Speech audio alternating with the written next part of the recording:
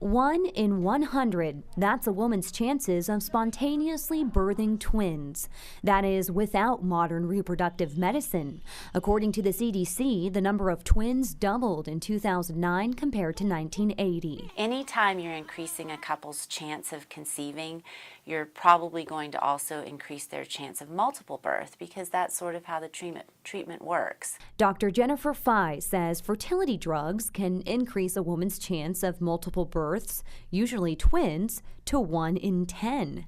And with in vitro fertilization, the chances are higher. The risk could be 50%. Many factors are considered before a couple reaches this step. If there's a significant problem with a gentleman's sperm count, or if a woman's fallopian tubes have been closed or not functional, that family might be immediately committed to doing in vitro fertilization if they desire conception. With IVF, a woman is given medication to help make eggs.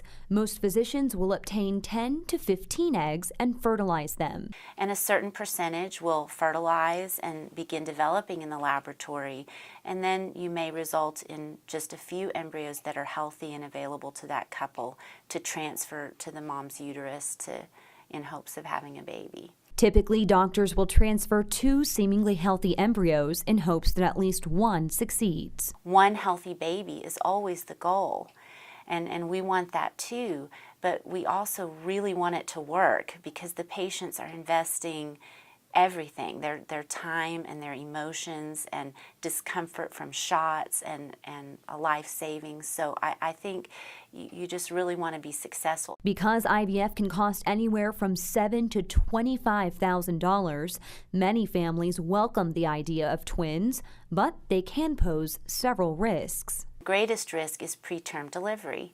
So if a baby is born too early, it might not have normal eye development or lung development. There might be a prolonged hospitalization in the neonatal intensive care unit. Dr. Fye says another option for families wanting a single embryo transferred to avoid the risks associated with twins is genetic testing of the embryos. There are scientific techniques that can be performed where you can screen an embryo in its early development and know if it's genetically normal or not. Because some oppose these screenings on ethical grounds, Fye says despite the so-called twin epidemic, she feels many couples will still opt for a multiple embryo transfer. Fortunately, more twins means doctors and hospitals are getting even better at caring for them.